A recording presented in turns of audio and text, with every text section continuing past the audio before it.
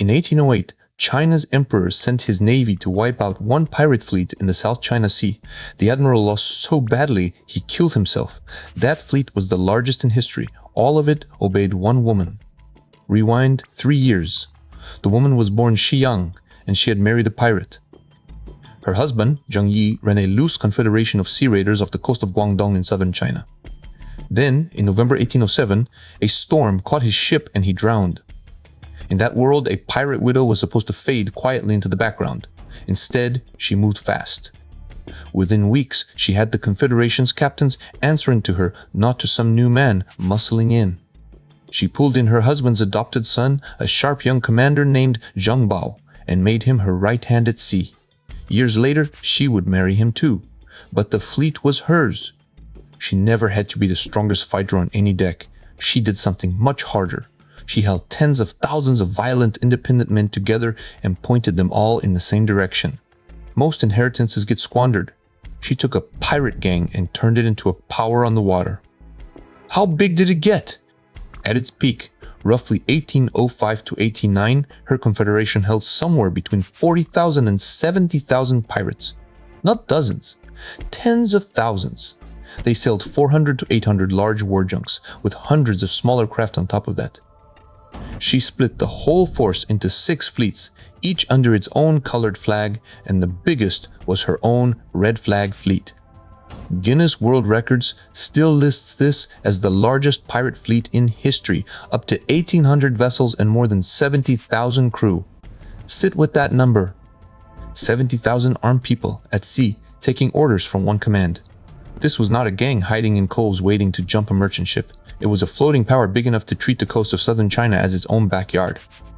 One historian, Sook Duncombe, put it flatly. She was, in Duncombe's words, absolutely, unquestionably the greatest pirate who ever lived. The most successful pirate in history, running the largest pirate fleet ever assembled. To feel how absurd that scale is, put her next to the pirate everyone already knows. Blackbeard.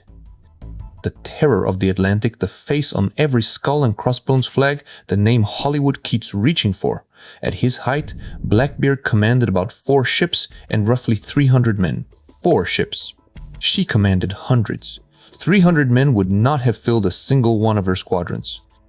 If Blackbeard was a frightening man with a crew, she was a head of state with a standing navy. And here's the part that should nag at you. You know his name. You probably did not know hers. The most feared pirate in the whole Western imagination controlled a rounding error compared to what this woman ran on the other side of the world. History remembered the man and quietly forgot the woman who outscaled him 100 times over. That gap is not really about who did more.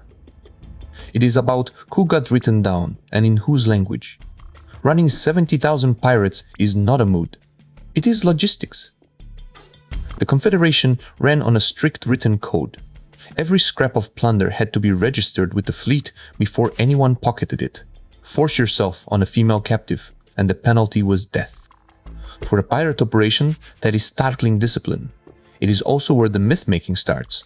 For decades, that iron code was credited to her, held up as proof of a feminist pirate queen imposing order on savages. But look closer at the sources, and the picture blurs.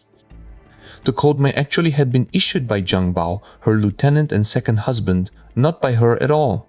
A 1932 book by Philip Gosse pinned it on her, and the story stuck because it made a cleaner legend. This matters more than it sounds. Half of what people repeat about her is really a good story, told and retold until it hardened into fact. The real her is more interesting than the legend, precisely because you have to dig past the legend to reach her. The emperor in Beijing could not let a pirate run the southern sea. So the Qing state sent its navy to end her. It did not go the way the maps promised. Her fleets did not scatter and flee. They turned and fought, and they won over and over against the professional warships of the imperial navy. In July 1808, near Canton, an imperial fleet came for her and was smashed. The admiral who led it did not survive the disgrace. He took his own life. That is the moment from the very start of the story. The empire threw its navy at one woman's fleet, and the man in charge chose death over facing what came after losing. And the cost of all this was not abstract. Her raids up and down the Pearl River Delta killed well over 10,000 people. This was not a swashbuckling adventure with a jaunty soundtrack. It was a war on the water, and for years running she was the one winning it. One captured man left us a first-hand look inside her world. In September 1809, her red flag fleet took an officer of the British East India Company, a man named Richard Glasspoole, off a ship called the Marquis of Ely. They held him for about 11 weeks and demanded a ransom.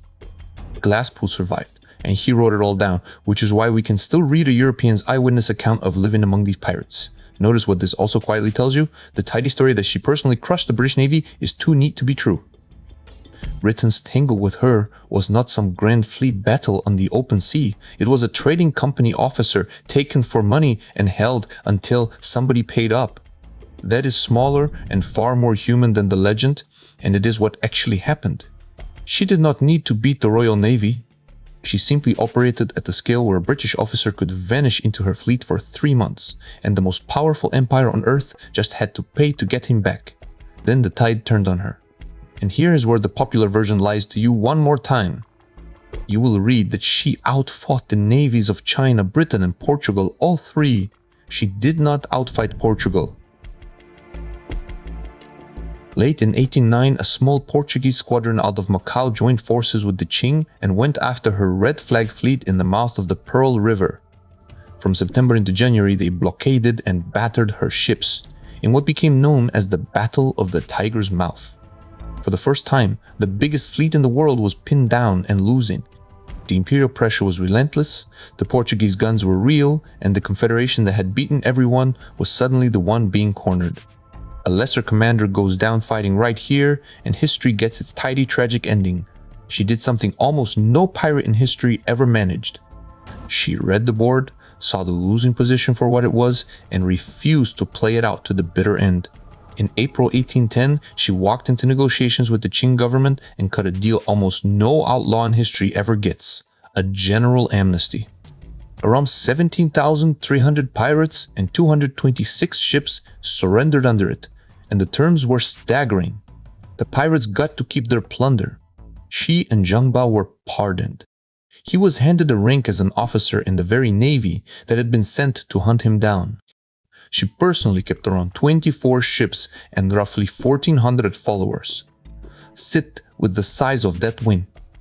Most pirates in history end the same way: a rope, a gallows, a shallow unmarked grave. She was never captured, never tried, never killed. She retired rich. She ran a gambling house and a smuggling operation in Canton, and she died in bed in 1844, around 69 years old, an old woman who had once commanded the largest fleet on the planet. She did not lose. She cashed out. Here is what I actually take from her. We love the story of going down swinging. The doomed genius, the last stand, the flag nailed to the mast as the ship sinks. It makes a great legend and a terrible outcome. She refused it. When the board turned against her, she did not cling to being the greatest pirate alive. She asked a colder question: what is the best result I can still get out of this? And then she went and got it. To me, that is the whole difference between being right and being effective. Being right is commanding the biggest fleet in the world. Being effective is walking away from it alive, rich and free, while the men sent to catch you take the fall instead.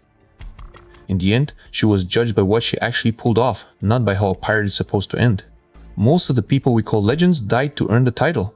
She skipped that part and kept the winnings. So here's my question for you. Was she a coward for taking the deal, or the only pirate smart enough to win? Tell me in the comments.